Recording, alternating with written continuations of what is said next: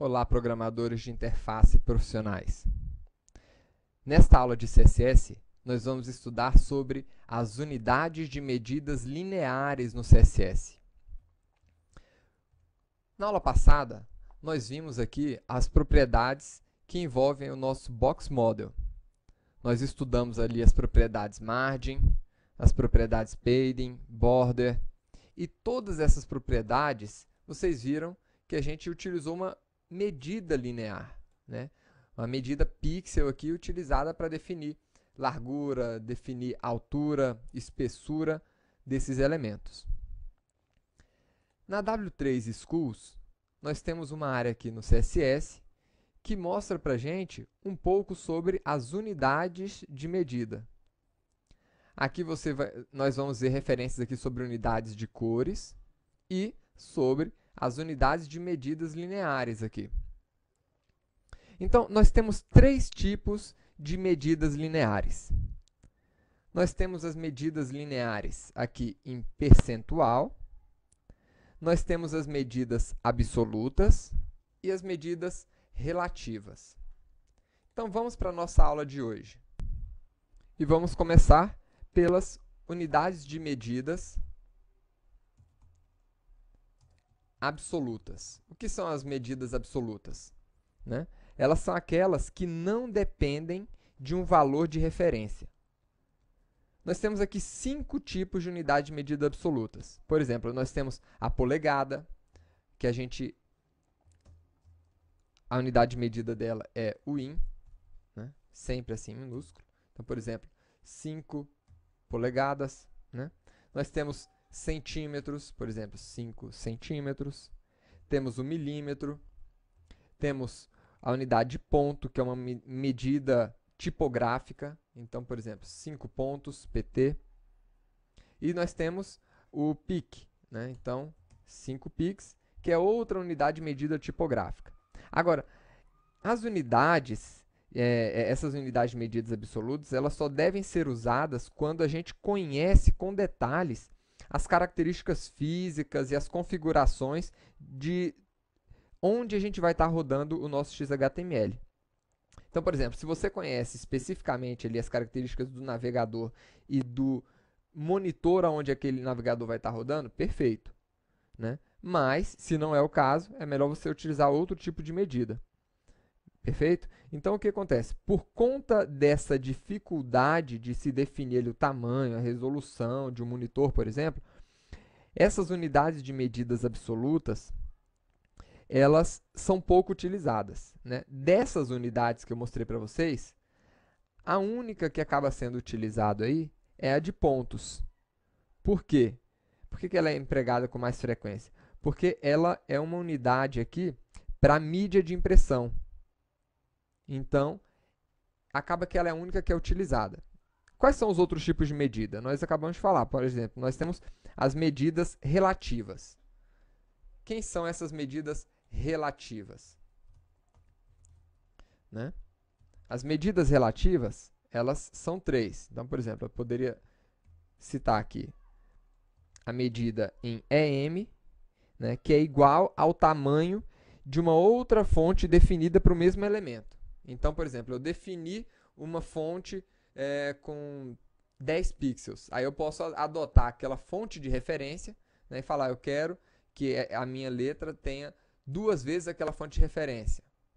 Ou 1 vez aquela fonte de referência, ou 5 vezes aquela fonte de referência. Né? Nós temos o EX, né, que é a altura, essa medida é igual à altura da letra X em minúsculo. E nós temos aqui o pixel, né, que é uma medida mais rígida. Vamos olhar um pouco mais a fundo aqui o EM e o pixel, que são as 2 unidades de medida mais utilizadas aqui no mundo web. A unidade EM, ela é calculada em relação ao tamanho de fonte pré-definido no documento. Então, vamos fazer o seguinte exemplo. Né? Nós temos aqui um documento XHTML, onde eu tenho aqui um título H1, um título H2 e um parágrafo. Eu vou definir aqui no meu CSS um tamanho para o meu título H1. Meu título H1 eu quero que ele tenha aqui um tamanho de fonte, né, de 100 pixels. Tá bom, eu sei que é um tamanho grande, mas é isso mesmo. No H2, eu quero um tamanho de fonte de 30 pixels, ou 20 pixels. Aliás, 100 eu acho que vai ficar muito grande mesmo, né? Vamos diminuir para 60. Vamos ver o resultado aqui. Opa! Então ficou realmente grande o texto ali, né? E esse aqui ficou um pouquinho menor. Agora, o que eu vou fazer? Eu vou falar o seguinte, que tanto para o H1 como para o H2, eu quero definir aqui o tamanho, né, da margem do lado esquerdo de 1 EM. O que isso significa? Vamos ver aqui. Margem left é igual a 1 EM. Isso aqui vai informar o seguinte, a margem do lado esquerdo do texto vai ser do tamanho de uma unidade de medida do texto corrente aqui. Então, por exemplo, se aqui no meu H1 eu adotei o tamanho do texto de 60 pixels, então a margem à esquerda vai ser de 60 pixels. Para o meu H2, a margem à esquerda vai ser de 20 pixels.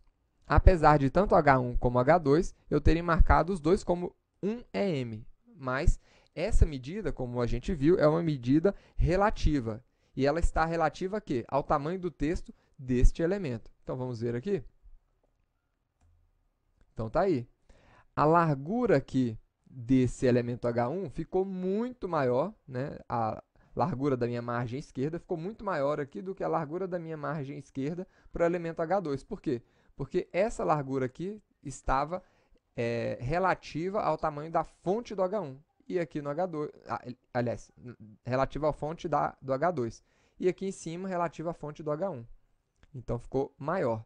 Uma outra forma que a gente utiliza muito aqui a medida M é da seguinte maneira. Por exemplo, nós temos aqui o seletor universal, que vocês já aprenderam, e a gente define ali no seletor universal, né, uma determinada medida. Então, vamos definir ali que no seletor universal a gente vai utilizar aqui a fonte de 10 pixels.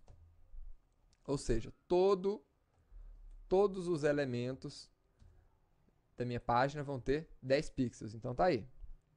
Né? O que a gente costuma fazer? Uma vez definido aqui o elemento que foi herdado para a fonte que foi herdada para todos os outros elementos através desse seletor universal, a gente pode vir aqui e falar o seguinte, no meu H1, eu quero que ele seja 3 vezes a fonte padrão, né, do documento. E aqui, no H2, eu quero que seja 2 vezes o EM.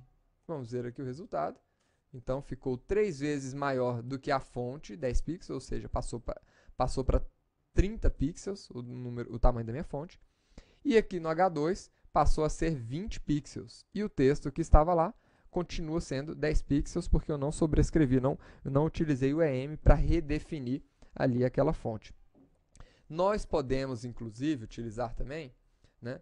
Vamos fazer o seguinte aqui, eu vou colocar aqui 20 e eu vou colocar aqui agora o meu parágrafo. Né? No meu parágrafo, eu posso adotar fontes, não simplesmente um número inteiro. Eu poderia colocar uma fração, por exemplo, 0.6. Então, eu quero 0.6 do tamanho original.